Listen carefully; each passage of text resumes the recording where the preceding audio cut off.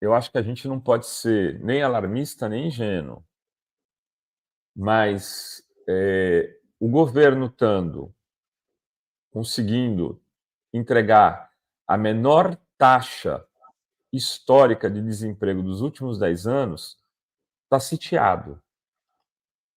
Aí muita gente vai falar: "Putz, mas Rovai", não, vamos jogar limpo aqui. O governo teve ontem, nas pautas que não são importantes, ainda bem, saidinha do preso, a questão dos direitos humanos. Eu não vi uma declaração forte, firme, do ministro dos Direitos Humanos, Silvio Almeida. Não vi ele no Congresso disputando voto. É isso que eu quero discutir. Esse governo é um governo de ministrinhos e ministrinhas. Não está enfrentando a situação com a força que se espera. E hoje a situação do governo no Congresso é terrível. O Bolsonaro conseguiu, né? Olha só, ele tinha vetado uma decisão do Congresso. Vetado. O Congresso tinha decidido uma coisa, ele tinha vetado. E ele conseguiu 300 e poucos votos contra o Congresso a favor dele. Alto lá! Quer dizer, cadê a articulação política? Não dá para culpar quem votou contra. Os caras estão fazendo a política deles. Quem os ministros indicados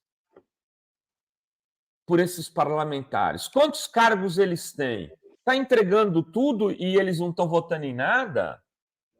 Os ministros das pautas que estavam sendo discutidas lá fizeram um trabalho de base no Congresso, no Legislativo?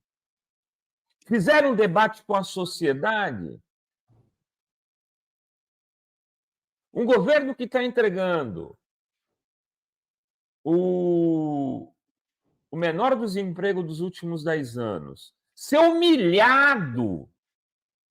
Foi uma humilhação ontem, gente. Vamos parar de fazer de conta que não está acontecendo nada. Foi uma humilhação a votação de ontem. Se fosse no parlamentarismo, o primeiro-ministro entregava o cargo ou não, Henrique? Como é que acontece depois de tomar uma trolhada dessa? O cara vai lá, boné.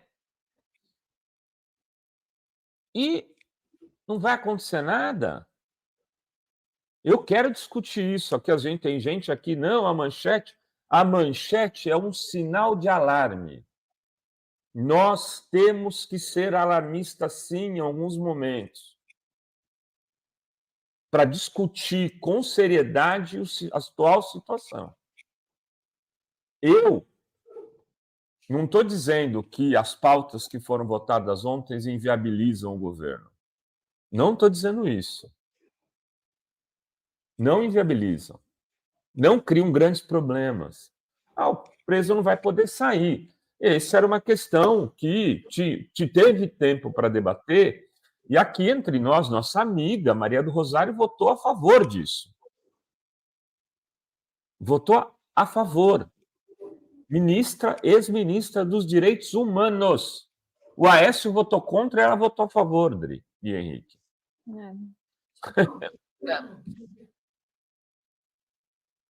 Ou tá tudo. Então eu sou alarmista. Não está tudo uma confusão. Como é que pode um governo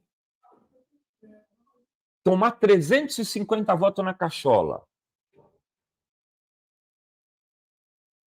Aí o problema é a manchete. A manchete está errada? Ou errado está o governo? O que está errado aqui? O governo, quando a gente falava lá atrás, venho de longe. Quando a gente falava que o mensalão era para derrubar o Lula e prender o Zé Dirceu, o pessoal dizia: bobagens, esses blogueiros. eles são irritantes, eles ficam falando as coisas, eles ficam exagerando. Prenderam o Zé Dirceu e quase derrubaram o Lula. Não derrubaram por milímetros. E eu já fiz justiça aqui outro dia. Não derrubaram, entre outras coisas. E olha que eu tenho hoje um bode desse cara que é o tamanho do mundo. Porque o Aldo Rebelo foi eleito presidente da Câmara lá em 2006 contra o Tomás Nonô. Eu cobri a sessão, ninguém me contou. Se o Tomás Nonô ganhasse, o Lula ia para o impeachment e perdia. Em 2013, a Dilma, muito generosamente, nos convidou para uma entrevista, em 2015. Estávamos eu, Marina Ex-Nassif, Luiz Nassif, Miro, não lembro se o Paulo Henrique Amorim estava. Do começo de 2015, uma pequena entrevista, não foi nem com muitos blogueiros, não, foram poucos. Eu perguntei para a Dilma, depois da derrota, com as derrotas que você tem tido no Congresso, você não tem medo do impeachment?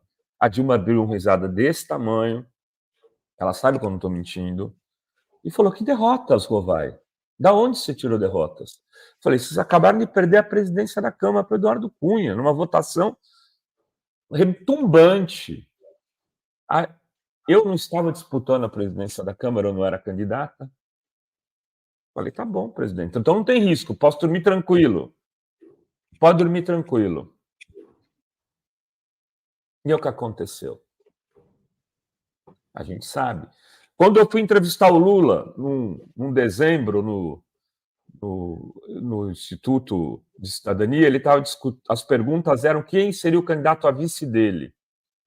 E eu falei, presidente, eu quero fazer uma pergunta realista. Pergunta realista, na minha opinião. Eu acho que o senhor não está no momento de discutir chapa para 2018. Eu acho que está no momento de o senhor discutir o seguinte, o risco de prisão em relação à Lava Jato.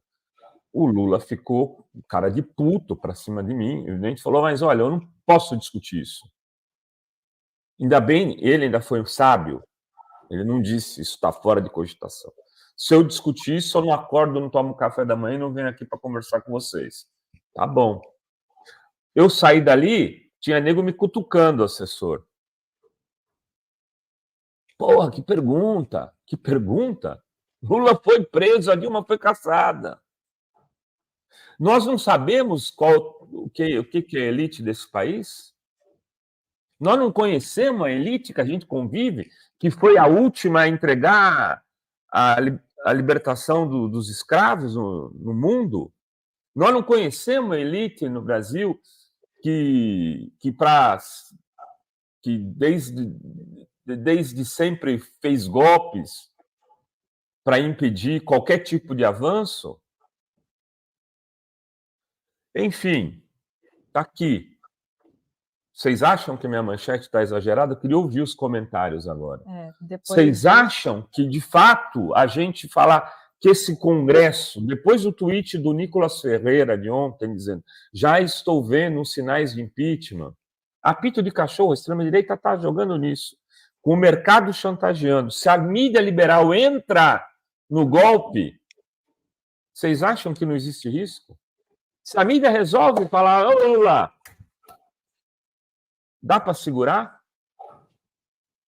Estou dizendo, eu não estou falando que vai ter, eu estou falando que estamos deixando o cenário facilitar isso acontecer. E aí eu quero chegar, Dri e Henrique, no problema da questão. Eu acho que temos aqui um governo de ministros mínimos. Nós temos um governo que precisamos de uma reforma ministerial. Não é possível que não tenha ministro para fazer embate político e que tenha voto no Congresso. Num semipresidencialismo, ou a gente admite que a gente vive num semipresidencialismo, que é isso que é o mandato, tem que ter maioria no Congresso para governar. E os ministros não conseguem um voto. Os votos que a gente tem ali, 130, são os votos, teve ontem, que os progressistas têm.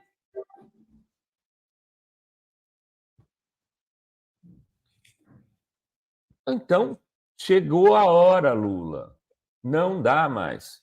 Vai ter que ver, talvez enxugar a possibilidade. Aquela base almejada de 300 deputados, esquece. 313. Precisa de 171 para não ter impeachment agora.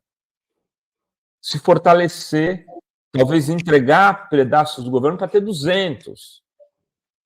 Mas com gente que vote junto, que se comprometa. Então é melhor enxugar, sair, tirar ministro que não tem voto nenhum.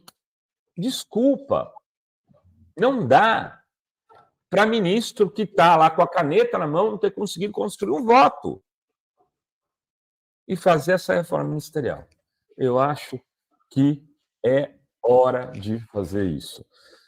Fazer, inclusive, para dar um chacoalhão, né? Não tem que se entregar ao Congresso totalmente, mas precisa reverter a situação, porque a situação é ruim.